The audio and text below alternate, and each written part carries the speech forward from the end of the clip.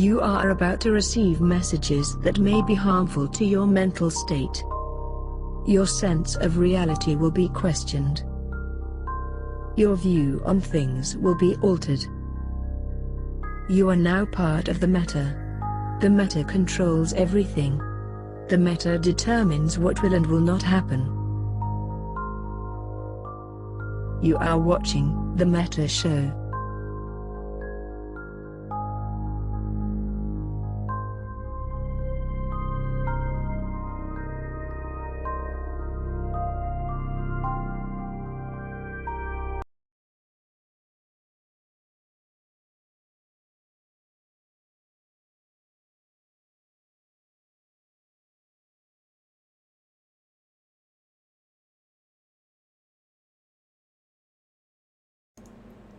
Yay, we're live!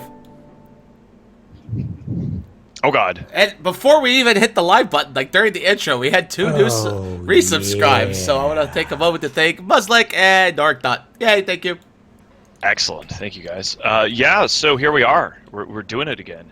And you can actually see bits of me. I guess I've got a little bit of a faded bit of green there. We've got people following us. There's cats all over the screen. I can see Jita, HypnoKitty just fired. I'm okay. We're doing it. We're doing it, Vote. Here we are, back at it again on the Meta Show. More subs! We got Thunder Groove and I'm Major and our devs all subbing now. Like what we're gonna. Are we even get to talk? I mean, just got to look at kidding. Holy crap! We're just getting spam marks a lot too. We are about to, if I can stop getting interrupted by people subscribing, the HypnoKitty thing, we're going to be doing subs at the end of each segment, guys. As you know, we're trying to make things a little bit more adult here. We're very serious here on the Imperium News Network, as you can see. We have changed the name of the channel. We haven't changed the URL, but you can see now that we are streaming on the Imperium News Network, and we have a completely new website. Actually, we're quite pleased.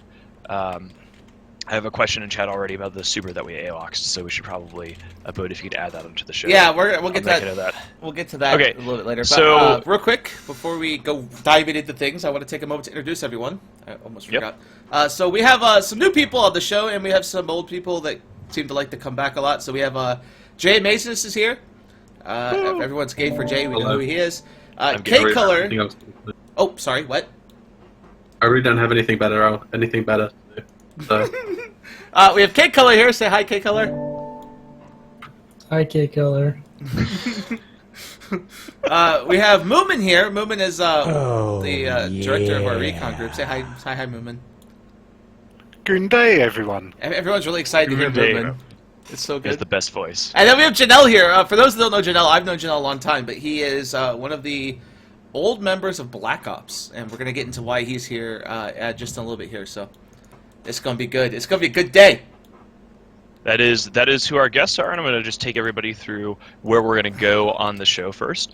So that's who we have, and with our new system, when we get to the end of a segment, we will thank everybody who's subscribing, because we're gonna expand with subs, which is awesome, and we make sure that everybody gets a shout out, but that it doesn't interrupt the flow of things. So what do we have here today? Well, in terms of Imperium news. If you try to go to the Matane.com today, you'll have it actually rather difficult. It will send you to Imperium.news.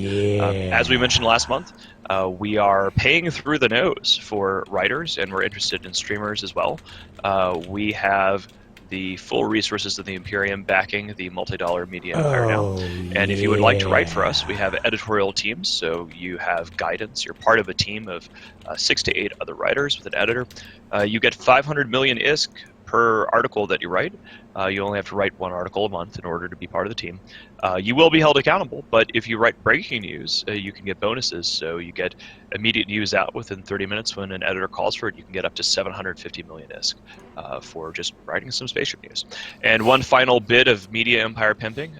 You can always, if you want to write casually, you can use our submissions thing here, which gives the same interface as any writer on the site, and you can just mash out your rant about how you think, for example, Cloaky Camping sucks, or how the new website design is awesome or sucks, and we will publish it on the front page. So that is our Imperium News. Also, we've changed the YouTube to Imperium News also. It's no longer thematine.com. So that's been updated also. Exactly. So what are we going to be talking about today? We're going to be talking, the top story is going to be the war up north, PL and NC Dot getting very serious about the war in the north. We're going to be talking about the war in Catch. We're going to be talking about the highest activity in EVE in months with the introduction of alpha clones. Last time I checked, there was like 46,000 people online today. 49,000. 49. They almost hit 50. Yeah. Wow. And we're going to be talking about apparently some jerk kicked an innocent corporation out of a large alliance, and a Nix was AWOXed. It wasn't AWOXing because he was not blue when he was shot just about an hour before that. And then we're going to have a special thing that Boat has put together. Boat, what do you got for us? What is this? Yeah, what is this so you'll notice there are a lot more people here than normally. Normally we usually have one guest. So today we're going to have a very special debate session. Last week we almost dove into the topic of cloaky camping, and we were out of time, so we decided to dedicate an entire segment to that. So we brought in a whole bunch of guests, and we're going to argue and debate ethically and responsibly about cloaky camping. Ethical and responsible debate. No one will be wounded. So before we move to our top story, Boat, why don't we let's give some shout-outs to everybody who has subbed to us. Yeah, so we just have four new subs here. We have Wolfie, thank you for Twitch Prime subscribing. Thank you for your bucks. Port66 just Twitch Prime subscribed. Laszlo UK did 2 months on a subscribe, and then Deja Poo Twitch Prime subscriber. Yay! I love Twitch Prime subscribers. They're cool. I like them. Excellent. We have a lot of gay for Jays in chat, and a lot of I can't wait to hear Moomin's velvety voice. Moomin, talk some more. Say hi. Do some more talking. I've already said hello, and the hedgehog thing, that only happened once. I've just got to put that out there, okay? Well, we're gonna ask Moomin's opinion as a recon director in the Imperium, what he thinks is going on up north shortly as we move to our top story. So, Bo, do we have a fancy graphic for the top story? No, we don't. I'm still terrible with this. I don't have a fancy one. I spent all day trying to get photoshopping done for something else, so it's been busy. Let's talk about what the hell is going on up north. So, Bo, why don't you start us off? So there's a lot of shit going on up north. So the top story today is going to be the war in the north. If you haven't been following the war in the north, it has been kind of hilarious. CO2's been winning with the help of Test. They've been pulling full fleets, 200, 300, 400-man fleets between the two of them, even more so lately. But then the Alliance tournament finished, Vegas finished, and now PL's here. PL has proceeded to drop a Florida Czar in the SH1 system, which is dead center tribute as far as Test and CO2 working together. It's between the two of them, and has moved their entire everyone there. They've dropped Asher houses there. As of today, they're all online, and they have their super fleet. And today was the, I guess you could say, culmination of showing off that force. We had 150 supers and caps from PL NC Dot just flinging around. You had no subcaps from PL. They were just nothing but caps. They were fax hacking. If a fax got attacked, they would drop 50 carriers in and just wipe everything. Test tried to drop Hurricanes. It didn't work. I think at one point CO2 YOLO'd in a giant-ass fleet. That didn't work. There was 1,000 badmans knocking at CO2's door, and CO2's proceeded to lose every timer today. They haven't won a single timer. Well, I mean, this seems like, we've been seeing this war going on for a while. I mean, Boat, you have a pretty good perspective on this because you are leading a Bomberwaff deployment from the Imperium up north, and you're throwing bombs at these guys. But on top of that, what we've seen here, we're going to get to this in a moment, there was a big Alliance update from NC Dot, and they're doing a classic weekend push. So what apparently has prevented these guys using their supers with impunity in tribute is they just hadn't gone through and ground through the iHubs to get rid of Sinojammers. And so what we're seeing here is a classic big weekend push to try to clear out as many iHubs as possible. Reports, Recon, of course, Moomin is a Recon director. Moomin, have you been seeing what's been going on up there? Have you been witnessing, is NC Dot putting down iHubs? What's your perspective of what's going on up north? What I think is, finally, it seems that NC and PL have actually committed to doing it, tribute stuff, and I look at that as a completely good thing. Is like CO2, obviously, they have a somewhat dodgy reputation, should we say? So they're actually. Can you say that they're traitors in your silken tones? What does it sound like when Moomin says that CO2 are traitors? They are treacherous dogs. Oh, wow. Wow. So obviously with CO2 gone, that then offers like a little bit more stability in the north, in order to have a nice kind of renting empire being run by Dorkness. So we've seen kind of PL move over to SH1, which before the actual change to jump ranges may not have made a lot of sense, but now you can actually see the jump ranges come into effect. SH1 is a good place to be, and you've got NC over in FTAC 7.4. There again, it's all looking quite good for them to actually project their power down towards MTACO, which is the CO2 capital system. And ultimately, I think that this move is going to be to take away like the iHubs, to just keep pushing on CO2. Test, when will they come? Who knows? Test must come. Yeah, Test showed up today. It was funny because Villy was leading, because Scarlet Visori was the Rapier pilot who dropped the fax. And he drops on this fax, Tade shoots up, and then he shoots it for like one volley with his Hurricane fleet, and then in come the carriers and he warps off. And then they just sat on an Astra House pretty much the rest of the time. They were kind of useless. When CO2 got massacred, Test didn't even warp in. They just kind of sat there at the gate, camping the gate. And the funny thing is, all this work is being done by PL in the last few days.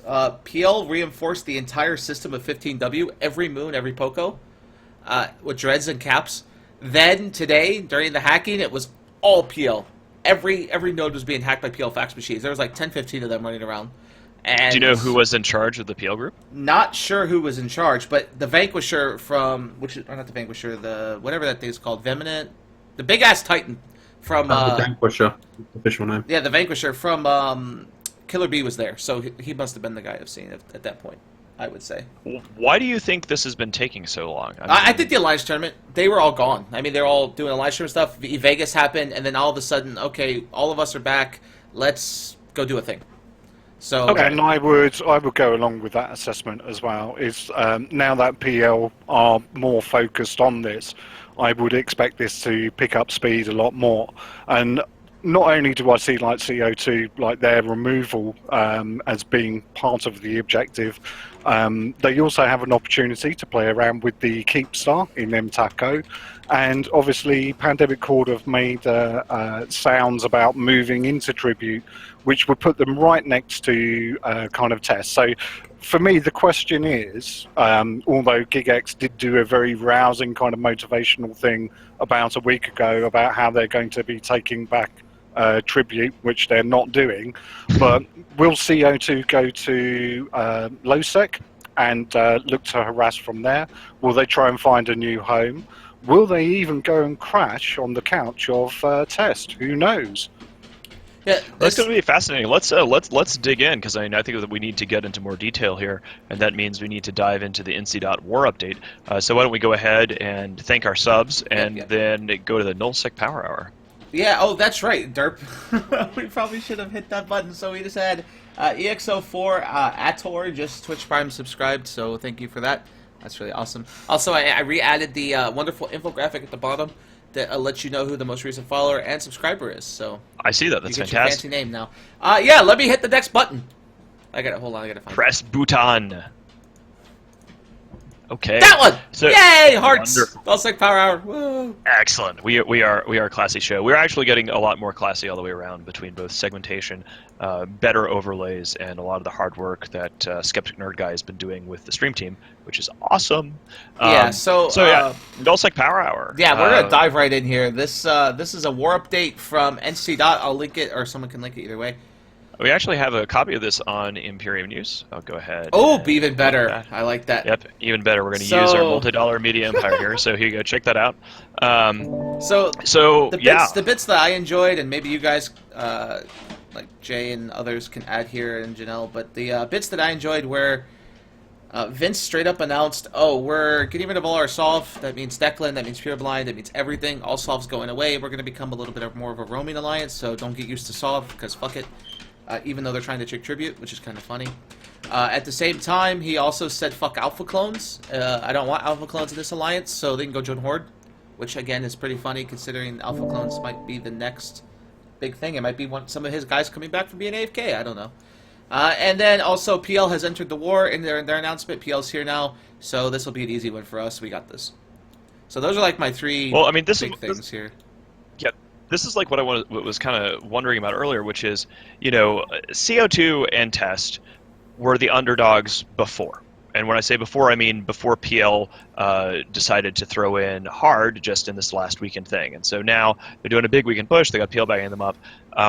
But why is it that NC plus Horde weren't able to, and you've been deployed up there, Boat. Moomin, right. You've been watching this entire shit show from Recon. Why is it that NC needed PL to even turn up to do this? All right, so from what I've seen is before PL was hardcore in, it was NC trying to do Titan Supers caps and also subcaps with Horde and a little MC here and a little darkness there. Now with PL in the theater, it's strictly PL caps, hundreds of them. No real NC caps. NC focusing on a full 200-man subcap fleet today of Macarials. You had a full darkness fleet of subcaps, a full Horde fleet, and Alpha Clone fleet, might I add. And so you're starting to see NC able to focus on doing subcap things. They don't have to play two roles. So when you say that NC but they weren't trying to use subcaps before. Well, they did. They did try to use subcaps. They would use they tried to do both. They would try to do like 100 subcaps, and that subcap fleet would get wiped. That happened a couple of times. Or they would try to do just caps, but because there was no real good subcap support, because Horde brings Feeples because they're scared of bombs, MC's just kind of playing around having fun.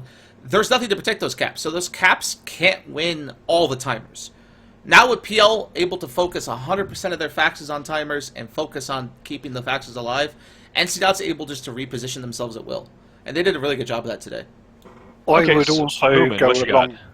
would also go along with that a little bit. I think that prior to PL committing, NC were just a little bit nervous. I mean, obviously, Vili said that during the casino war, that the solution to the CFC 2.0 or whatever we were calling them. CFC 2.0, exactly. The counter to them was simply dread bombs, and I think that all the time that it was just NC putting through their camp fleet, they were always a little bit nervous about a dread bomb happening to them. But PL don't have that same level of fear that NC do, and they're going for it. No, I guess the K-Color, you go. I, for one, am shocked that NC was not able to do anything without PL. I mean, it is a big surprise. That's why we're having an investigative segment here, because we are all extremely shocked that NC was not able to do this without PL. What's interesting, too, is it's almost this is my surprise face. It's almost like PL leadership has come in and said, okay, or even if Vince is back now, as he stayed in this post.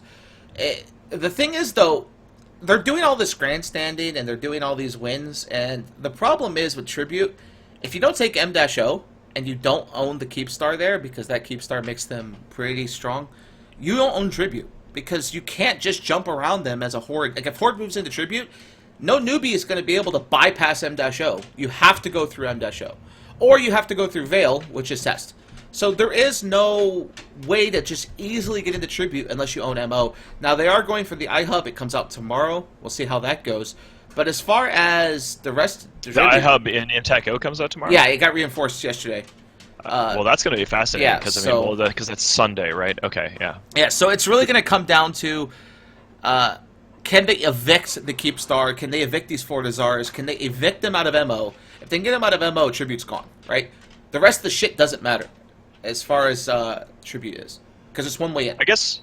So, I mean, the real question, I guess, is going to be, are they going to have a go at the Keepstar, and what is NC going to do with their Keepstar? Because one of the strategies that was thrown around, and I'm just going to put this out here for our dear enemies, because all of these people are our enemies, but I'm going to give them a little bit of strategic advice. Is what would happen from a go fuck yourself perspective if NC who has a Keepstar lying around from 93 PI deploys their own Keepstar in MTAC-O?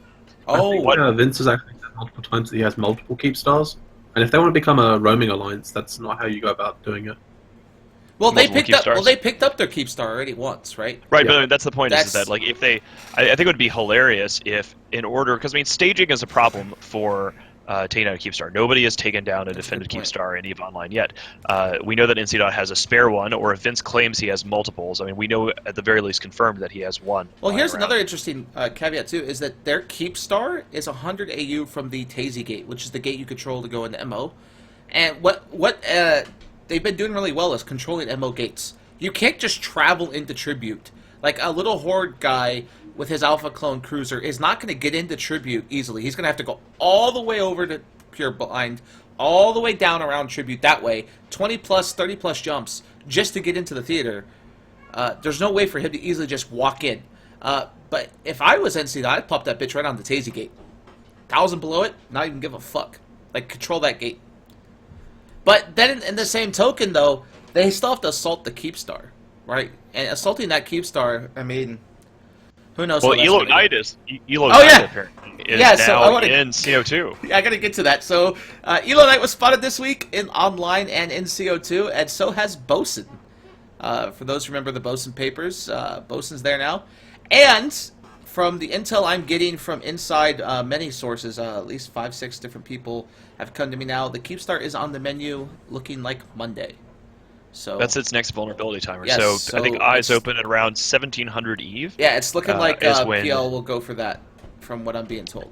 Now, the fascinating thing about the idea of these guys going for the Keepstar is, we've talked about this before. Nobody knows what a Keepstar on Tranquility, what that fight is going to be like, because the $64,000, or in the case of BR5 or Head GP, any of these other major battles, the extremely trillions and trillions of ISK expensive question is, how does the server priorities work? How stable will Tranquility be when the Citadel code is tested in a really hot 10% tie-dye environment?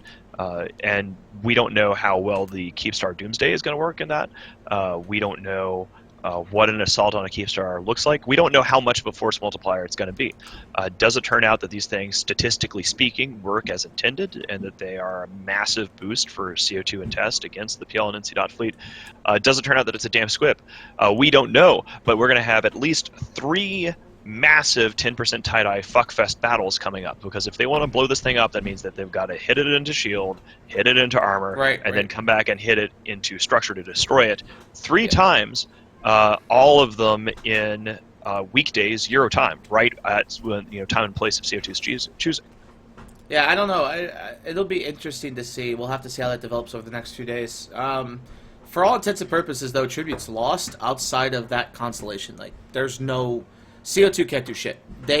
PL was so bold today that Pen of Smash himself parked on a gate with a carrier with no facts, 50 AU away from everything else, and then parked 10 devoters next to him and said, "Come get me," and just sat and talked in local and aggressed anything that walked in, and didn't even give a fuck. Like, CO2 didn't even go for him.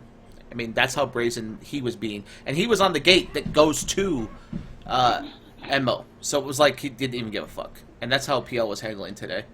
So I don't see Tribute lasting much longer. And the interesting thing is if Tribute falls that easily, where does that put Test, right? Because Test can get here, but does Test want to? Like today, Test did a Hurricane Fleet, and that was it. They just kind of had fun. So I don't know. But that's the War Up North. That's what we're looking at. So if you're watching the Matani, if you're watching any thing going on, if you have an alt that can sit here in Cloak, keep an eye out on Tribute, because that's going to happen. Who knows when it'll happen, because you don't kill anyone unless you kill that Keepstar. So that's going to be fantastic. Yeah. All right, well let's move on to the next thing, which is the war in the south. War. Yeah, the war in the south. So right now, Catch War has kicked off. It doesn't matter what anyone says; these are the facts. The plan is Tri wants to kill Volt, and in the process of killing Volt, they're going to force Stainrush to fight them and bring them content. Stainrush has been blue-balling them for months. The funny thing is they have a treaty between each other, is that they won't invade each other. After the Stain War happened for 6 months, they were both burnt out, but then tried to invade Volt. So Volt, to seek safety, went to and joined Stainrush in Catch. So that pissed off Tri, and Tri goes, "Fuck you, we're invading you anyways." On top of that, FCON tried to act like they weren't involved. They told Diplos in the north, they told our Diplos, they told everyone, "Oh, we're not involved, it's not a war." But they've showed up to every timer. They haven't missed a single timer yet, and because of that, this happened. Fuck, I lost the link. If someone can link it real quick. A big, Are we talking about giant the Mac Rorqual fleet fleet? just Okay. obliterated. So, Jay, I want you to talk about this. You were there. What the fuck? Like, what the fuck? Okay, right, so they refed a Fortizar from Stonewagon, they being Triumvirate and FCON. Stonewagon asked for our help. They didn't actually ask for help, they were like, hey, there might be a fight here if you want to bring something over. And we were like, yeah, sure, we'll come and fight, because our guys haven't had a fight in a while, so... We went over there, it was like 20 or so jumps. We got there, and in true Russian fashion, they were like, okay, we set up on Bridging Titan. And then silence. 10 minutes. So we're like, okay, they're just sitting there. Then a few minutes go past, and the Russian FC goes, we're getting dropped. Silence for 5 more minutes. And we're just sitting here like, they said they're getting dropped, so we're going to start heading over to where their Bridging Titan is. And then it turns out that the FCON Max and the Triumvirate Max bridged in on top of them while they were sitting up on the Titan. So they're fighting on this grid, and we come in, and both Mac fleets are artillery fit, and we're in Tech 3 cruisers, so we walk on top of the FCON Max in our T3 cruisers that can't be hit by these Macs at close range, and just school them. Yeah, they 15 were... minutes in pure tie-dye. So, they had ABs fit for the look on the Matai's face like he's lost. Like, how the hell did you kill so many? They had afterburners fit on max, so their max speed was like 400 or 500 meters a second. So they couldn't outrun our T3s, and our T3s didn't even have to have scrams fit. They just mass point everything. I mean, hundreds of them, and they just got shreked. It was just like Tri ran away. Tri went up. See you later. They left. And then, of course, I posted a thread right after this happened of FCON getting skull fucked, and the immediate reply was like 50 posts from Tri going, oh, we didn't want to blob. We were just trying to have good fights. But now that you're blobbing, we're going to blob too. They were so pissed. So, why were Darkness there? Yeah, Darkness had appeared in the fight, actually. But they didn't call Darkness were everyone. on grid for such a short amount of time, I actually forgot they actually brought a fleet down. Yeah, they brought a whole Porties fleet. So, stay long. Yeah, and so that fight happened, and immediately following that fight, a couple days later, today, another Fortizar timer came out. Tri calls in all the pets, including XIX. They called X Death down. Problem is, they took too long to get there, and they landed on grid with the Fortizar as it saved itself 10 seconds later. So they completely failed to kill the thing.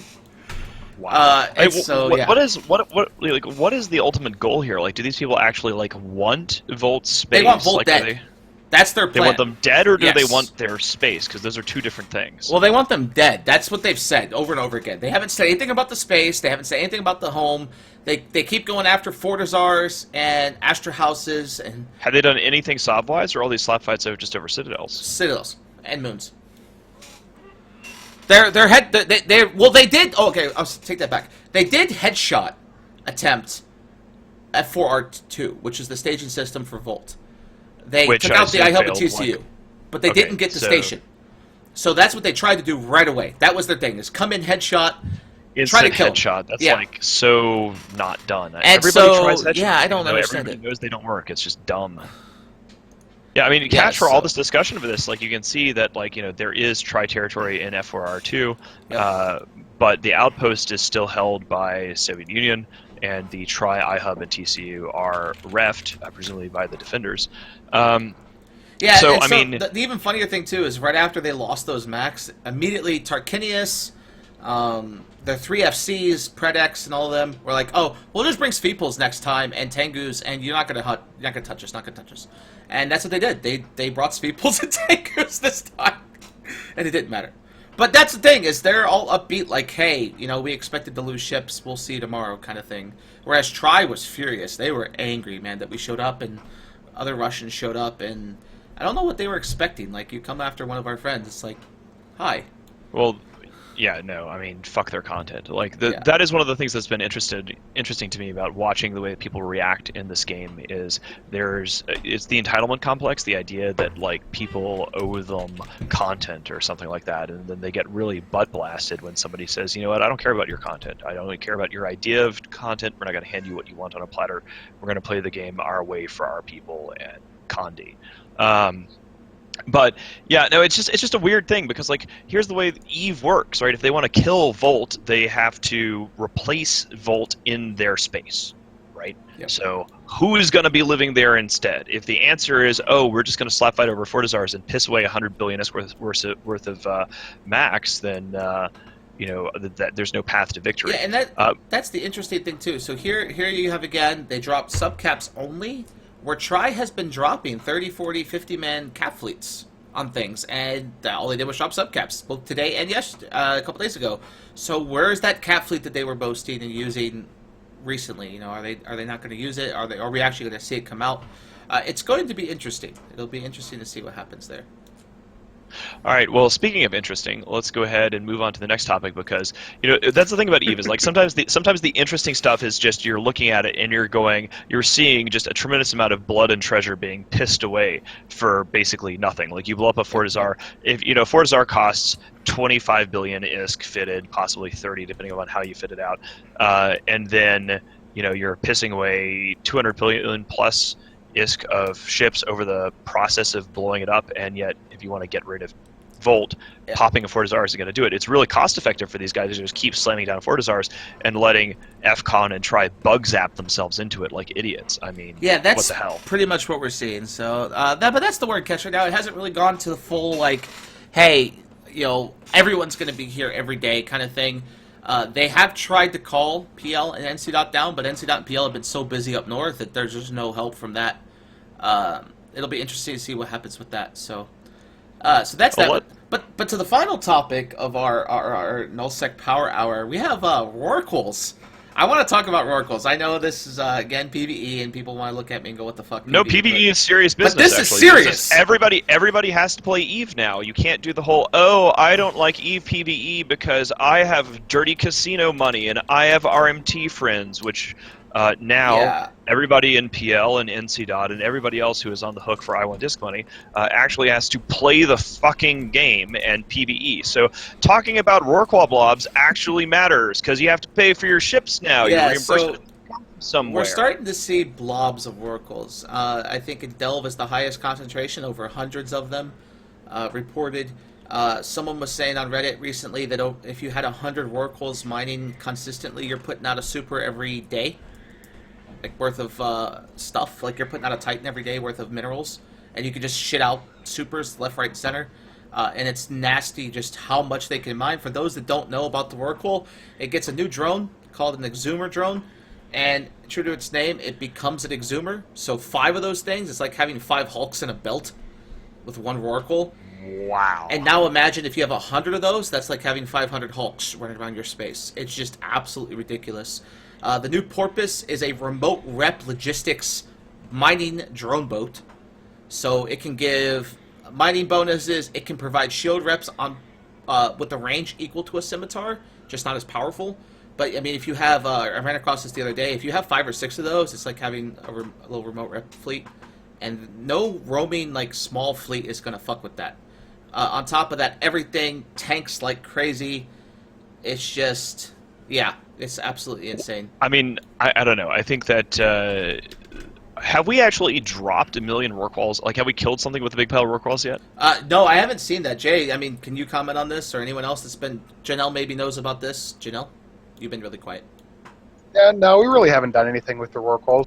Mostly it's just the supers sitting in the belt protecting the Rorquals that do all the killing right now. It's one of those things now where, speaking of super sitting in belts, it's an excellent segue. In Delve, and this is something that, I think that we're just going to start publishing articles about this on Imperium News because it's news to us. Actually, I'd like to get, I should make a note. If somebody wants to write it and submit it, or one of the guys on our staff, I'd like to get an article telling the story of the guy who was trying to gank our jump freighters on the beacon in DTEC-W. As everybody in Eve knows, back when we were living up north, Declan was a very geographically spread out region, like one big long fuck you pipe. So we didn't really have much concentration of force, and we were constantly losing jump freighters and anything else on the infamous beacon in YAO. So finally we knew that things were going back to normal for life in the Imperium, where one of our jump freighters got ganked by a guy with a Naglfar just 2 days ago. And we're like, okay, guys, watch out for the beacons. Things are back to normal. Except that we have so many Titans and Supers that are just sort of waiting for something bigger than a frigate to drop on, because they've hunted all the frigates to extinction. Like, that there's just, like, Delve is a smoking wasteland of Titans chasing frigates and interceptors around. If that is even possible, somehow it is to possible. give you an idea, I mean, some people look at it and go, oh, it's just Delve. No, when he says it's serious business, there were 2 reimbursement requests in all of October for Delve. 2. And we reimbursed Delve even if it's just PV, like, because there's peacetime now. There wasn't even any peacetime. Like, I created Homeland Defense for Delve, and there wasn't a need for it. Well, it's because we hunted everything else to extinction. So instead of the way this worked previously, where like we would constantly be getting our dudes ganked on the beacon up north, now everybody just got super excited. Jay, were you part of that counter gank fleet? No, but I was. Okay, Was, tell us that story. Well, we saw him gank some jump freighter, and we were like, man, this gotta be pretty easy to bait out. We already know where his dreadnought staging. We know what his ALP is. We'll just drop like 6 or 7 faxes on it and just make the jump freighter tank him, and then just do whatever we want with super. So yeah, basically he lasted with his amazing gank our beacon spree for all of I think it was within 48 hours, maybe even 36 hours from the time that he ganked the first Ascendancy freighter to the time that he had 1 million Titans dropped on him. So speaking of that, one of the questions we were getting at the start of the show is we have we have a horrible, vicious autocracy which is based upon crushing bureaucracy in the Imperium, because some asshole in a red shirt is constantly paying attention to numbers and metrics and participation. We actually have a SOC metric, we call it. Every month we publish which corporations are naughty and which ones are nice. For a couple of months now, there's a corporation called Spectre Line Systems that joined Goonswarm through the Goonhammer after the Casino War. And they actually had worse participation in anything that we were doing than the administrators group on the forums. So that means that I was logging in more, and Dead Tier was logging into the game more than this corporation, going on more fleets. So I don't know what they expected. We posted these threads. We let everybody know what the rules were. And lo and behold, today I was just like, they've had 2 months, and kicked them out of the Alliance. And inside of, seriously, I think it was 30 seconds after kicking this corporation out of the Alliance, there was a Nix tackled. Now, one of the guys who was here was actually on that. Jay, were you on that? Or was that somebody else? Jay muted himself, so... Oh, damn it, Jay. Of course, Jay muted himself. But, it was interesting. So, like, we kicked the corp out for non-compliance. They had ample notice. And then pretty much instantly, this Nix, which had been happily ratting away, was tackled. And suddenly, it's like throwing red meat into a water full of sharks and piranhas. Is suddenly just all of the supers just converge. It was a race of people jumping in and trying to get it before it got doomsdayed to death. And I kicked this corporation out, and the Nix was tackled and destroyed inside of 3 minutes. Yeah, the thing is it wasn't even announced yet. Like, we hadn't even announced that they were kicked. I think it was like a director meeting where it was like, yeah, we just kicked them, and they were dead before then. And the first broadcast that I sent, letting people know that the corp had been kicked out, included the fact that this Nix was currently tackled, and then seconds later it was dead. It was fantastic. So, that is why, to answer the questions earlier in the show, somebody's saying why we were AWOXing a Nix. And AWOX is a blue on blue, boys and girls. This is not a blue on blue. This is blue on neutral. So in BSI, motherfuckers. So that is why we go on fleets. So, and I think that. I'm sorry. I think that's basically it for the Nullsec Power Hour. We've got a little bit for CCP Please, but let's before we transition, let's do some shoutouts. We don't have any. We have no shoutouts? Not for this segment, no. None at all. Wait, hold on. No, actually, hold on. You're wrong. Yeah, we do. We have. I saw Godvana Lol, and I didn't see the other one. Shit, my bad. I think it's Godvana Lol, and that's it. I think that was. What we might want to do is change things so that we showed the last few, and I think Exo4 Altor. No, we got him already. So it's just we got him. It's in just the Godvana. For some reason, I didn't notice it. We were really excited and busy. So the Don't next worry, segment. I got you covered, Godvana. The next segment, of course, CCP is Please. CCP Please. This one's going to take like a minute because, well, there's not much to talk about here. All it is that Alpha Clones are here. They're live, and as always, when something new happens, like of this magnitude, the game numbers have started to skyrocket. So, and by skyrocket, it hit 49K active members today. The highest it's been since May. Of course, for those that don't know, May was when CO2 went full trader, I believe. I believe it was May, maybe a little earlier than that. But that's when shit was really deep in the war of casinos. So, yeah, game's starting to recover a little bit. We'll see what happens. Be interesting to see what all happens with that. So, to be interesting. I spend a lot of time on the help channels. I love alpha clones. They're like, they're just fun.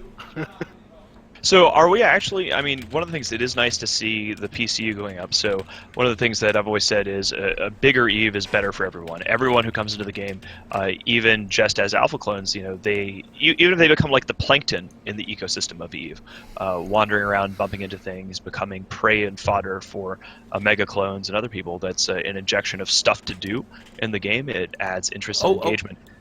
Something just came in. I don't mean to interrupt, but we just had something new happen within the last 24 hours, and I just picked it up now by reading chat. I saw a broadcast, but I didn't really notice it.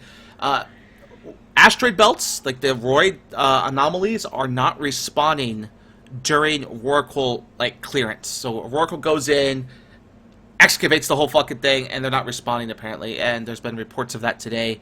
And we've been asked by our CSM rep to report that to this certain thread that he linked in the broadcast. Let me find it. But yeah, that shit's been breaking all day apparently, and we've been able to clear all of Delve without it responding. Lol.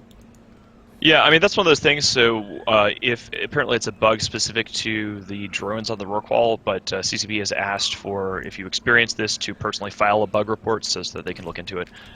So go ahead and do that through the normal process. Yeah. Sorry about that. I am. What's your favorite Alpha Clone story, Moomin? I would say, well, there's too many really. I mean, we look after our own. Although we are horrible to the rest of the world because the rest of the world generally deserves it, we do actually take very good care of our own.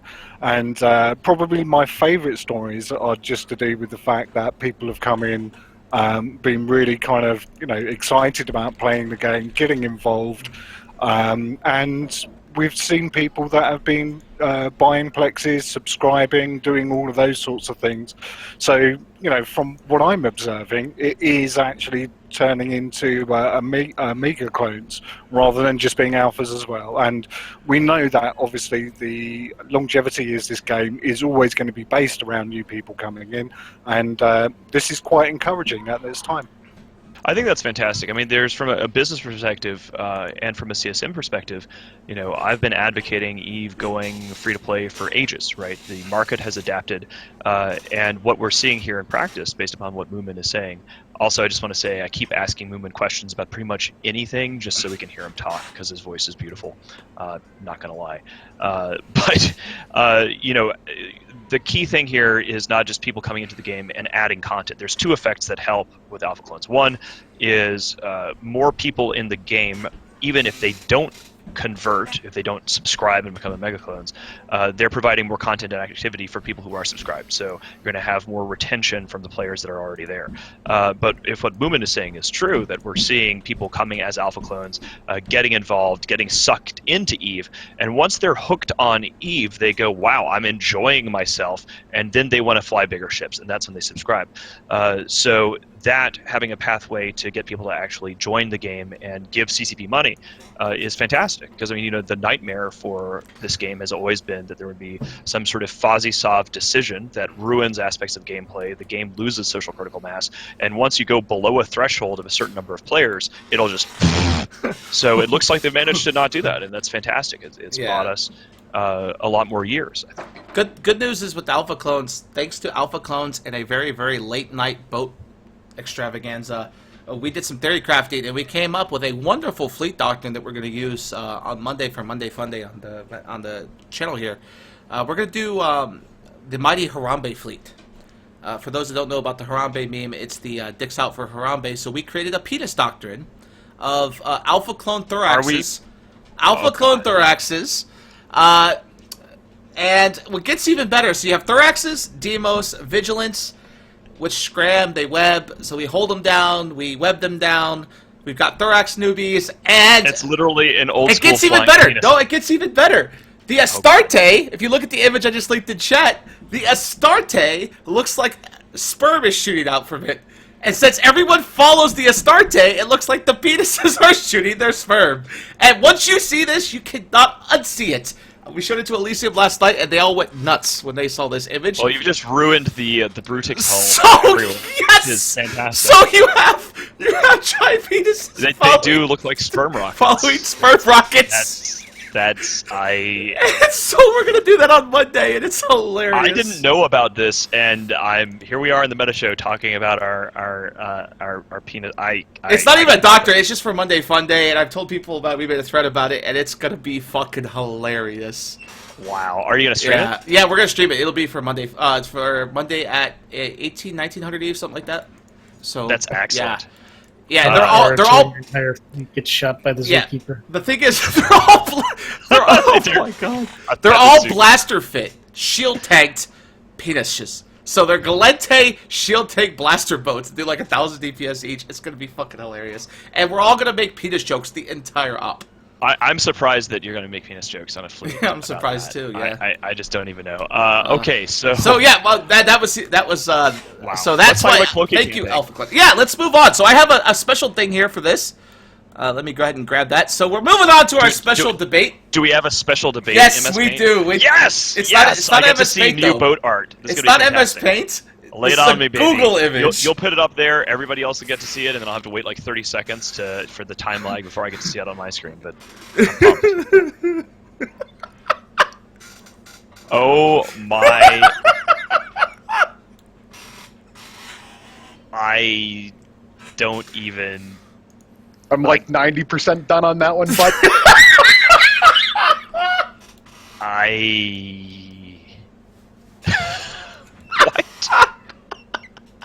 I just. I typed in special debate in Google. That's what it gave me. So that's what we went with. That was the top image by over 10 million views. So. I love you, boat. Ah. All right, well, let's hear your special debate after we've talked Yes, about so your penis fleet. we've got lots of time, so we're gonna just go, and we can go as long as we want on this. And yeah, so the debate we brought to you today is going to be as calm and awesome as possible. I doubt it, but we're gonna be talking about this Reddit thread that was generated recently. This is a topic that came up over the many years I've played EVE. Since I was a newbie, is Cloaky Campin' broken?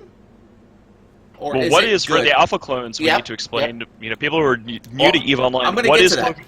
So, for those of you that are an alpha clone, you've probably never heard of a cloaking module. I don't think it can be used on alpha clones. I'm not 100% sure on this. I'll have to look. But cloaking modules, when Pandemic Horde came about in their invasion of the North, was you would take a newbie, in 3 days you would train him into cloaking. You would give him a slasher, a cloak module, and tell him to go sit in a system. And if he would sit in that system, he could press his cloak module at downtime, and it wouldn't shut off till the next downtime, so 24 hours. And with that 24 hours, he would never be found. You couldn't probe him, you couldn't find him, you couldn't see him. Now, imagine having 10 of those people, 20 of those people, in every single system in your region. How could you rat? How do you know they're there? How are you going to know if it's safe to go mining without them all appearing? How do you know that you're going to be able to take your hauler through a gate without them all decloaking? That's cloaky camping.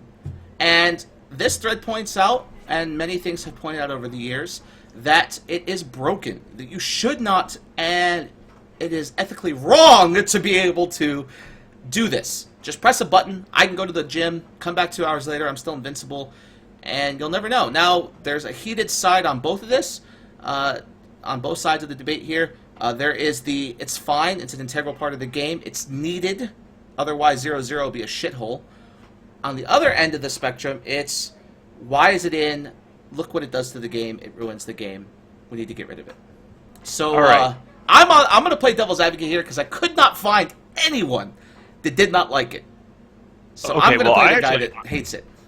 I have a solution to cloaking camping, to AFK cloaking camping that is sort of against it, actually, which might surprise people because one of the first organizations that I ever got involved in creating was Goonswarm's Black Ops org, back in early 2006. It was like the first cloaky camping organization in the game. We essentially came up with that and weaponized it from the Swarm.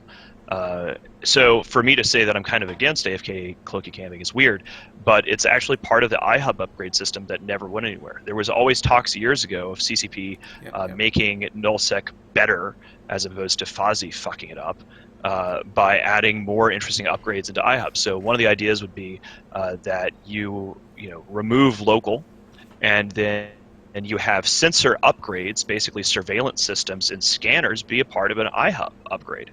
So you would have benefits that you could give. So you have no local in nullsec because there's no sensor net that's provided to people in lowsec and highsec. And then as you upgrade your space, you can put upgrades and pay for them to show people in your alliance local, so they can see who's there. And a potential upgrade would be something that would fire off a pulse every hour through the entire system that just decloaks people who are AFK. If they're at the keyboard, they just press their cloak, they know what the time is, and it's fine.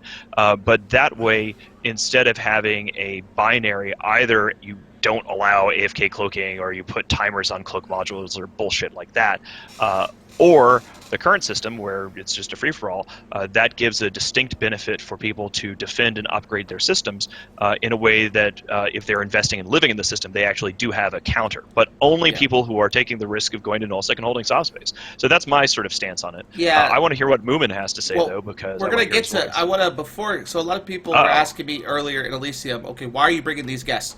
So Janelle has been a member of Black Ops since, as far as I've known him, many, many years. I've done cloaky camping and hot dropping since the day I started playing the game. Back in Syndicate with Top Goon.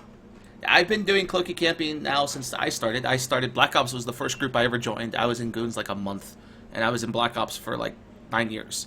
You have K-Killer here. He ran the Bomberwolf SIG, which is the cloaky SIG, for a couple of years, and was also the head Sky Team guy that had to deal with cloaky camping during the entire war. You also have Moomin, who is a recon director, and I got to do recon stuff when I was a newbie, and it's run around cloaked and scout literally everything. And if you can imagine, as a guy who's trying to scan an entire region, and you have to sit there and refresh your cloak all the time, I don't think that would make you happy. So that's why these men are here. So we're going to have a lot of discussion. I want to hear what everyone has to say, and like Minton said, we're going to start with Moomin! Top men. Top men! Oh, well, no, I think it's unfair. I think that the other chap should go first. I'd like to hear some more K-Color puns. Well, let's hear K-Color first. Let's keep going to Moomin first. K-Color, you haven't played Eve in a while, but I brought you here because I wanted to hear what you thought about this specific topic. Well, I mean, cloaky camping is always going to be in the game in one form or the other. You kind of need it. Like, active cloaking camping is definitely necessary in this game, but the AFK kind is kind of stupid and boring. What makes it stupid and boring? That's the question I have. Well, I mean, it requires no input on one person's side to be effective.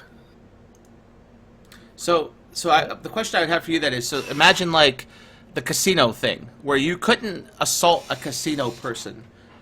You can't go after the casino money. With an AFK cloaky camper who could literally log in, press cloak, and come back 24 hours later, is that something unassailable, or is there ways to deal with it? There's no actual way to deal with it. I mean, like you could deal with it by moving systems or like ratting actively with a fleet ready to help you. I mean, the solution though of like an iHub upgrade that sends out a pulse once an hour kind of would need to be touched on. I think does that decloak everyone? Does that only decloak hostiles? Is it based on alliance? Is it hourly based on the time? Does it need to be activated? Well, without getting too far into the weeds, do you like the idea of having some sort of counterplay being added to iHubs in the first place? There kind of is counterplay in the game for it. Yeah, you can't directly combat the cloaky camper himself, but you just neuter the cloaky camper's drop, and then he's not a threat anymore. Yeah. I mean, one of the ways that we dealt with that up north was, and it's not like we do this down south because we have no alliance, we have no empire, we have no coalition, we are completely destroyed. Well done to the victors of the Casino War. But one of the things that we used to deal with these things by was simply having everybody riding in carriers with sinos on them. And, you would solve the problem of somebody lurking in your system by just having an active defense network, such that if they did try to gank you or do something, you just worked with your friends and killed the bad guys. Yeah, see, I've used cloaking and AFK cloaking camping many years. I used to go to school for 9-10 hours a day, and just leave a guy there, and then I'd come back. I would know that they got used to me being there, and I'd go kill someone, and it was untouchable. And then I'd go back to AFK, and they'd have to try to bait me for 5 or 6 hours, and they'd get bored, and it became so that me as one guy could shut down an entire system's mining writing operation for days on end, right? But where I think it's busted and where it gets really broken, and I want to hear Moomin's opinion of this, is combining the ability to cloak and camp on an interceptor or a Tengu that can dodge bubbles, so you can't stop them from going from system to system and resetting. Well, that one's relatively kind of like interesting, but I can't help but feel that if you were to actually remove cloaking ability from ships, all you're going to be doing is actually just shifting the problem and maybe even making the problem evolve.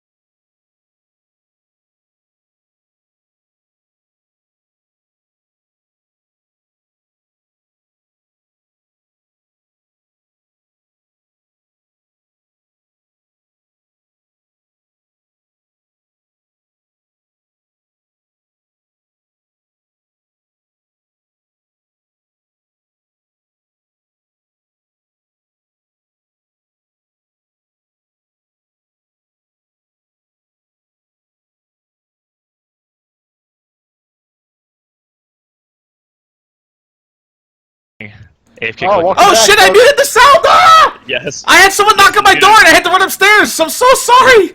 You all were muted the talking! entire Oh, stream. I'm so bad. I'm so sorry. I thought I was on Skype, so I just muted the sound thinking everyone can hear me, and then I'm not on Skype, so God, I'm stupid. How long were I was like 2 minutes. Okay, fuck.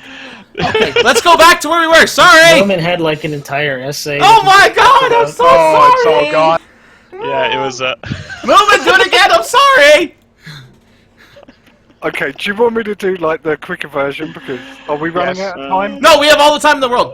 My show's up next, so we have 2 hours, so... Sorry, I'm so Oh sorry. right, no, that's fine then. I'll start the clock. I can go for 2 hours easily. Oh, okay. Yeah, so not sure when I did get muted, but I would just say that I see it as if you remove cloaking from like ships, you're simply going to resolve the problem. And there are going to be, we know how kind of ingenious like e-players can be. We'll just work out new ways of doing it.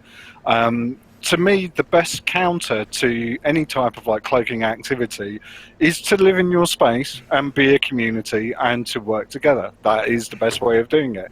If you've got a cloaky camper in a particular system, well, if you're not doing anything in that system, at some point they're going to like jump through, and that's your opportunity to like capture them.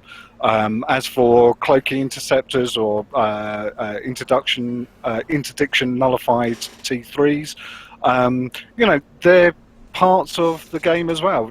I look at it as CTP could probably put their efforts into something far more beneficial to the game than removing an element that makes people think and makes people work together. So I'm more for just like cloaking being left alone. Now, here's a point that came from a guy that's very famous in the cloaky camping world, but he doesn't want to be named, and he didn't want to come on the show because he likes his anonymity. But his opinion is, if you get rid of cloaky camping, you make 0-0 unassailable in the sense of you can't touch income. You can't go after the ratters. You can't go after the miners, because you can only go after ratters and miners if you have AFK cloaking. Right. Because his feeling is you can't just sit there and establish a thing. The way you're going to catch a ratting carrier is if you have an AFK cloaky camper that can warp around cloaked. He can sit next to that cloaky carrier, and when that cloaky carrier lands, he decloaks, lights a Sino, it dies, right? Or he tackles it for his friends. But now, if you remove the ability to cloaky camp, now the only way you're going to be able to get someone by surprise like that is a shotgun out of a wormhole. So a wormhole appears in your system, you pour out of that wormhole by luck, and it just so happens there's a ratting carrier there, and you catch him, right? And that's his feeling. His feeling is, with the ability to talk in local, and the ability for local to instantly show whoever's there, unlike wormholes, which only shows it if you talk, then, you can't stop that, right? Someone just pointed out in chat, look at wormholes. Wormholes don't have a local unless you talk in it, and there's no cloaky camping problems. Nobody cloaky camps in wormhole space because you don't need to. So right, but wormhole space is a very controlled environment. Mm-hmm. Like, you have very finite routes that you can enter into a wormhole system that can be interdicted. You can scout them. It's like 8 or 12 ways in. In 0-0, you can just sit in DTAC W, and you're within jump range of 130 systems that you would have to scout. Exactly, and you can use Black Ops battleships to bridge cloaky campers wherever they need to go, unlike in a wormhole where you can control access by doing scouting yourself to find the points of ingress. You can't, Sino into a wormhole. Right. What about fuel, though? A lot of people were suggesting in chat the idea of adding a fuel requirement for cloaks. What do you guys think about that? Well, I don't think that works because as a guy who deals with, bombing, you have to sit on grid. It would change more than just cloaky camping, right? If you go mess with cloaking or you go mess with modules that deal with cloaking, you mess up the gameplay of a lot more than just cloaky camping. You mess up bombing, because bombers have to sit on grid and wait and be patient. It would just completely crush that dynamic. Also, things like having your rapier cloaked above a station, waiting for them to aggress, and then all of a sudden you light the Sino and in comes your fleet because there's a fight going to happen. Things like that go away. Even just scouting. Right, just scouting and having an eyes. You'd have to just go in there with throwaway eyes, right? So things like that won't work. I'm sorry, go ahead. Okay, so another kind of bit then, if you're going to pursue this particular avenue of thought, is why not just link the amount of time that you can cloak to something like your cloaking operation. So, if you want to stay cloaked all the time and have no opportunity or no kind of risk of decloaking, then you train it up to level 5. If it's level 4, well, yeah, every hour there's a 20% chance that you might decloak. Ooh, see, I think it should be, instead of an iHub, a Fortizar mod. Like an actual thing you put on your Fortizar, kind of like the Clone Bay or whatever, and that you have to fuel the Fortizar in order to have that thing running. Because an iHub, you don't have to fuel them, you just have to put them down. But with a Fortizar, you have to keep it fueled to use the different cloning and all the other stuff. So I think that could be another thing you add to that, which increases the fuel cost, is that you have it like a Fortizar or Keepstar mod, not an Astra House, but like a bigger one. And that if you want to stop people from coming in, you just turn on that mod, and it works like every hour or a couple hours, or you have to actually press a button, and it will just scan the system once an hour. Like you go up and you press it, you have like an hour cooldown or something, where you have to actually physically press the button. Well, one of the things that the guys that is a pretty good distinction here, we need to sort of stay on topic here. Incubus is pointing out, why are cloaking in general and AFK cloaking being treated as the same? Because they're not. Right. Cloaking in general has been working out relatively well. The particular issue here is somebody who is not engaging in gameplay, who is not at their keyboard, see, that's the who problem, is just in local. See, that's the Where problem. do you draw that line? You can't draw that line because of the game mechanics. Because if you have a mod that can decloak a cloaky camper, it's going to decloak the other person that's active too, and he's going to have to recloak. And if he's sitting like 10 kilometers off an enemy station with 50 people there, and he all of a sudden gets decloaked because he's getting ready to do something, he's fucked. So, where that cloaky camper, he can just press recloak, just tab over. Like, it doesn't... You need a little more than that. It's a hard system to address, which is why I don't think CCP's ever addressed it. I mean, like a Black Ops Battleship. Like, let's say you're sitting there getting ready to bridge, and they pop their decloak thing, and you already have probes sitting on your grid, because it's not uncommon that you drop in and they have probes right on top of you already. You're completely screwed. There's no counterplay for that poor Black Ops Battleship outside of having an exit sign out ready 100% of the time. I'd like to see it as something that needs to be activated and then puts up a timer until a pulse gets sent out. Oh. So, like, almost like a deployed... like a doomsday clock. Yeah, like, basically. It shoots a doomsday. It's like, you have 5 minutes before everyone gets decloaked. Be ready. And that kind of thing. Yeah, that would be cool. Fantastic. Yeah. I mean, there's a lot of things you can do with the idea, and Hildefer, who has actually subscribed during this segment, so I'll give him a shout out right now. He points out, again, the common sensory array. It adds local, it jams cloaks, it boosts combat probes and things like that. There is a whole area of potential SOV benefiting gameplay that you could add to this, and this is something that CCP has discussed back when I was on CSM 6. Something that was being talked about a lot. There's a lot of different things that you could do to just add value. In an environment of nullsec where hypothetically you come into somebody else's space, they see local because they're part of the alliance that owns that iHub, and they have a cloak pulse or whatever like that. But you don't have local because you don't own that space, so you're not plugged into that network. Well, I wouldn't go that far because that'll kill the game, right? That'll just straight up kill 0-0 hunting people, because if they could see local and you can't, you have no idea how many people are there, and that's just like in wormhole space. But that's the thing is in wormhole space.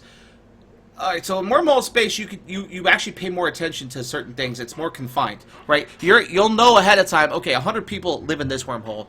And when we go in there, we can expect up to 100 people. With no local in 0-0, it has two problems and a benefit. The problem number one is, if it's no local period, then the people who live there, they got to be on the ball. You're going to have people watching gates. You're going to have to actually seriously pay attention to your space. But problem number two is it also negative to the good guys, like the guys trying to invade that space, because you can go to jump into system, and with the new recons that don't show up on D-Scan, a whole fucking recon fleet could be just sitting there, and you'd have no fucking clue. And then all of a sudden you go in with your fleet, and that recon fleet lands next to you with a 100-man recon fleet, and you're like, oh, fuck. There'll be like this really nice honeymoon period of when local disappears in 0-0 of ratters dying left and right, and then it just becomes a desolate wasteland as it gets overfished. It's like throwing a stick of dynamite in a pot. Yeah, I mean, it'll be interesting. It would be interesting. I'd love to see it. I'd love to see local changed in some way, like wormhole space, because I think it would be a huge boon to the game. It would require people to watch their space like hawks. But you can't get rid of local unless you get rid of the cloaking camping.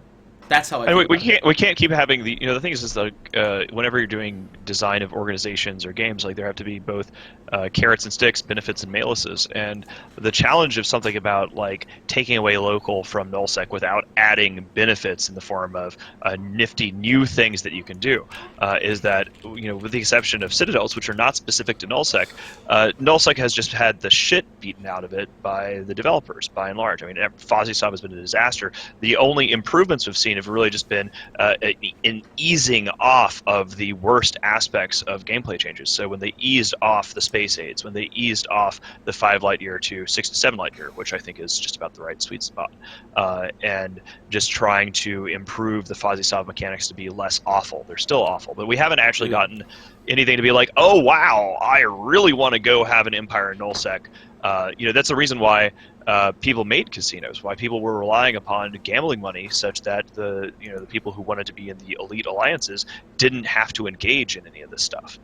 So, sorry, I've just got a go little bit of a question forming because another kind of like bit. I mean, as I mentioned, is like cloaking would simply evolve in some particular fashion. So what I would do to actually go off and do my recon and intel work, I would be more inclined to actually just join a hostile entity and just do it from the inside. Are we going to have a module that's going to remove spies from an organisation now? Because, as I say, this issue isn't going to go away. we're going to develop new techniques to actually kind of like still do the stuff that we want to do. If you want to It's go true. and like hunt down ratters, then You it's just a use case of AWACSers instead. exactly. See, that's someone just said right here. Caleb points out. What are your thoughts? Oh, hey, thanks, dude. 2 months. Woo. 22 Chief. Thank you, 22 Chief. But here we go. Maybe cloaking over time inflicts damage on a ship. That could never work. But Caleb points out a good point. What if it's a bomb? Like I said, like a Fortizar charge. You can fire it with a big, long cooldown. 2, 3, 4 hours. Doesn't matter how long CCP finds. They A think they can- decloaking bomb. But, like, Got the it. bomb a hits. Grid-wide decloak something. Yeah, it could do grid wide, or even like you have a depth charge that when you launch that thing, it decloaks the entire solar system, right? It has a timer. If you're a guy who's AFK cloaking and you're really paying attention to your account every, the whole 3 hours you're paying attention, you'll know the timer on that depth charge. You can see it on the Fortizar or the Keepstar, but then you'll know, okay, now I need to watch out for this. But then if you're a guy who's completely AFK, counter that, you're fucked. But to counter that is, as I mentioned, you can get a deep safe from an incursion. So all you do is you just bookmark that. You can be decloaked where they would normally drop combat scanners. You're not going to show up on anyone's D-scan or combat probe results either. And you just make sure that you've got a ship with a small sig. There again, it's like it's defeated again. It's interesting. I don't know where CCP's go. They got to look at it soon because, like I said, with Horde took this to a whole new level. CCP, maybe I can get your opinion on this, K Color, because you've seen this before too. Where CCP is very short-sighted in how they do things. They don't expect to see 100 Rorquals. They only expect to see 5 for an alliance. They don't expect to see hundreds of super carriers repping each other. They only expected to see 4 or 5. The same thing with this. They didn't expect hundreds of T1 frigates with a T1 cloaking module completely shutting down an entire region.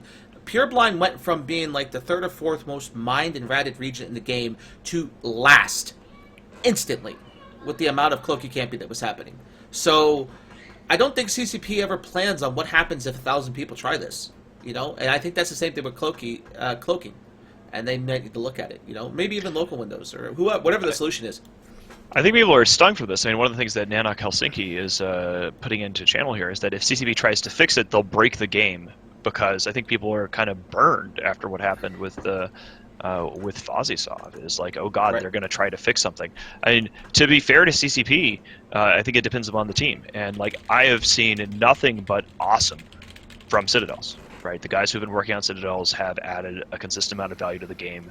Citadels are awesome; we love them. But there is definitely this, God, it's a fundamental game mechanic, and who are they going to put on it, basically, to try to? I got it.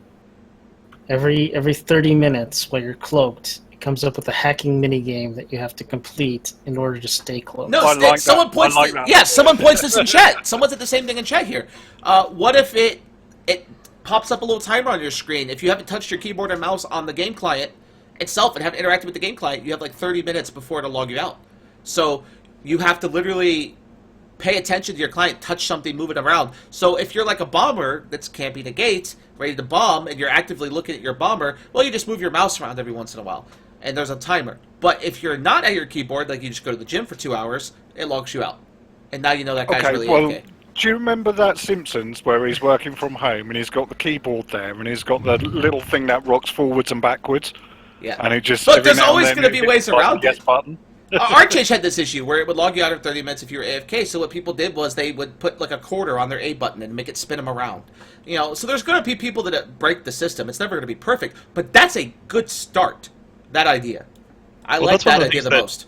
That Caleb is putting out here that sort of puts stuff in an outside of EVE perspective. Because, I mean, AFK cloaking has been around since EVE began, cloaking devices were introduced, right? So this is something that we all who have been playing this game for a long time sort of take for granted. But Caleb's point is an invulnerable submarine is a ridiculous idea. And that's what we've had in EVE for all these years. If you think about it, it is an invulnerable, uncatchable sub. So that's just sort of an interesting way of going about it. I think that we should go for another 4 minutes and cut off at 4:20 my time. Stunt Flores was another person I was trying to get on. He just got free from family. He's going to stop in if he gets to work and say hi real quick and give his thoughts. But K-Color, you dealt with the Horde incursion, I'd say probably the most during the beginning of the war, especially through that and the frustrations with that. What was it like? I mean, having 10 or so people in a system that you knew were there with a hacking mod, you knew they were there cloaked, and with no way to deal with them. I mean, was it frustrating? Is it something that you had to like, okay, what the fuck, CCP? Is this really what you want for the game? I mean, what were your thoughts on that? Well, regardless if they are AFK or not, it's always annoying that you kind of can't really deal with cloaked ships. So, like if they come into system and they go to a safe and they cloak and they're descanning, you can't really do anything in that system, but you also can't really actively hunt them. Like you can't be proactive. You have to be reactive at that point. 100% can actively hunt them. I do it on a regular basis. You get a AFK cloaker down in Delve. You go find out who the droppers are. You literally just put an AFK cloaker in the dropping system. And you watch for them all to log in, and you put bait right in front of them.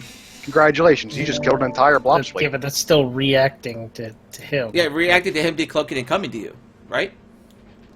So that's the thing. Well, it's like, You can be proactive in preparing for it. What if? But if they don't do anything, you can't do anything. Like you're simply reacting though to them actually logging on. So you know when they're about to do stuff because their chaps start logging on. So that's when you can get active as well. All right, like so the AFK cloakers don't do anything. So here we go. Someone who's constantly experiencing this through his version of a ship called I think a Stratios. It's Stunt Flores. So Stunt Flores has just stopped by real quick. Stunt, can you give us some thoughts? Is Cloaky camping broken? Does it need change?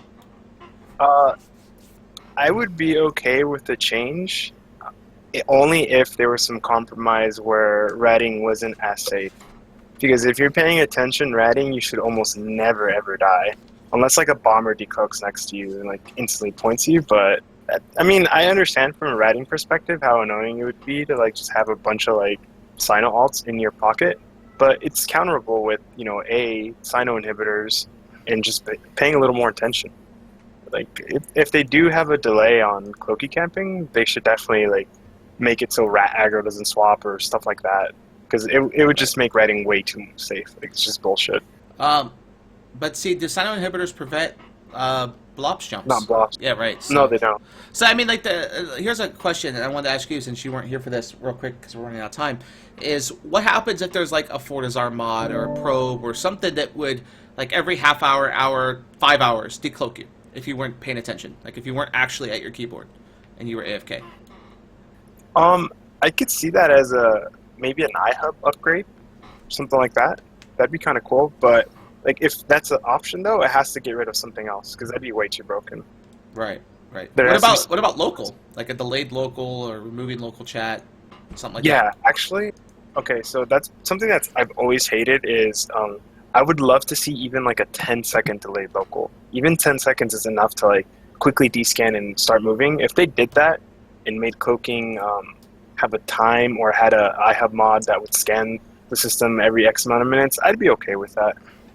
That's a really interesting idea because in all the dialogues that we have about local and about cloaking, people are always going all the way with removing local, like in wormholes, or just keeping it as it is, which is instant.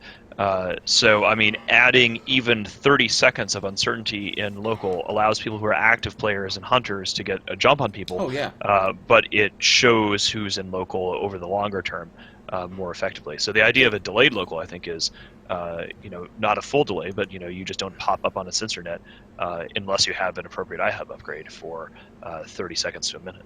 Yeah, that'd be a good compromise. Even if it just didn't show the name of the person that jumped in, and like it could show like the number, like okay. 10 that's an just interesting joined. idea. A new signature, right? Here is unscanned signature, join local, like unknown name, unknown pilot, or whatever. And then like maybe an upgrade would like fill it in faster, right? Well, because that's what happens in wormhole space. So like if wormhole, they're getting ready to take the dreads out and go ratty, they park a man on every hole. They make sure the holes are safe. So it's like almost parking a man on the gate. It's like, okay, time to go ratting. They do their ratting for an hour or two. The band leaves the gate. The ratters stop.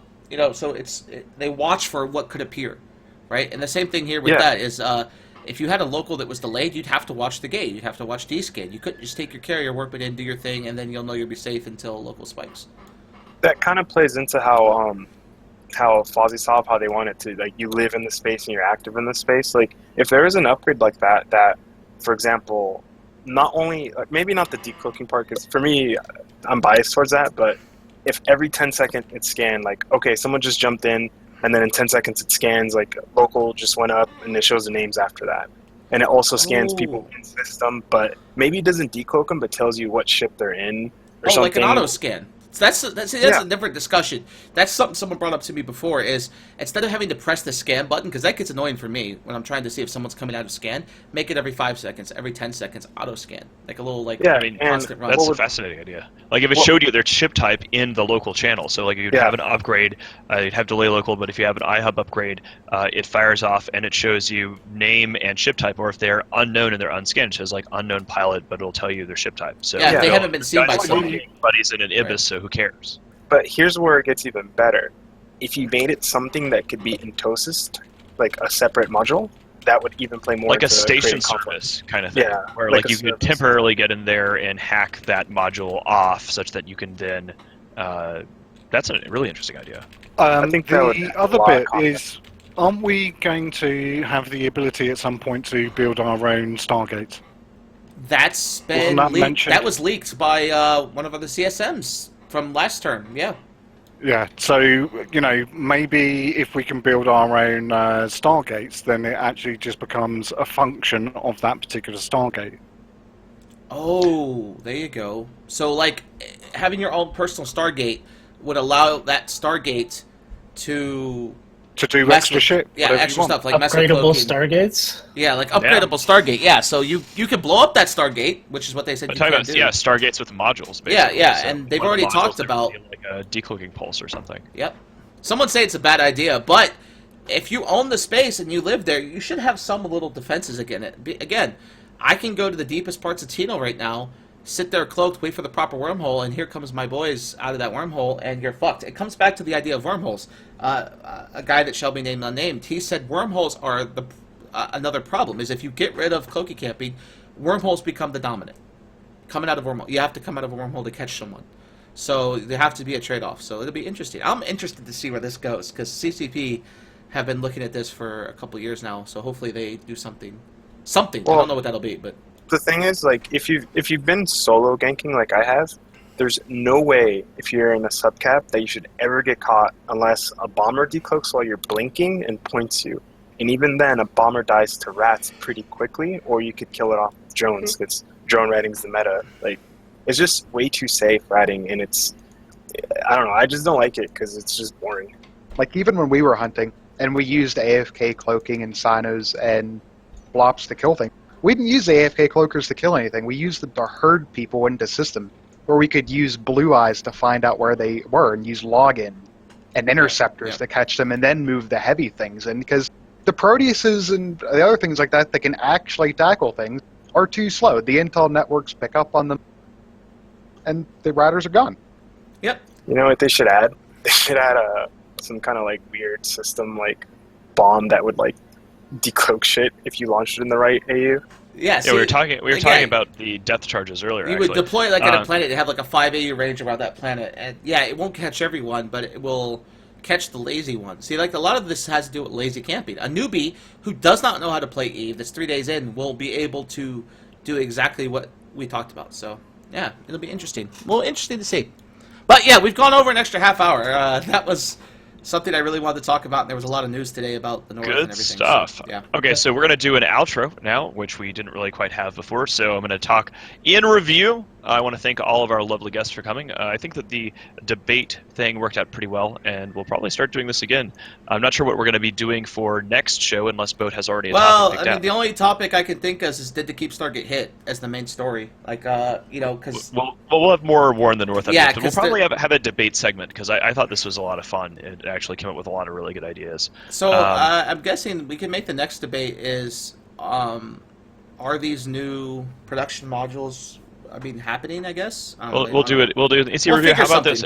Or we can do something wild and crazy and ask people who are watching the show if they enjoyed the debate and what they'd like to see us get a panel of people to argue about the next show. They could. You can give us some feedback here in chat. We should debate about whether the debate. We should debate the legitimacy of the debate. Having debate. Okay, so guys, as we take off, I want to thank all of our lovely guests, Stunned especially turning up at the last minute, Moomin, K-Color, Jay Amazingness, and Ginnel, or Ginnel, I don't know how to say your name. You can pick whichever one you want. I gave up on. There you go.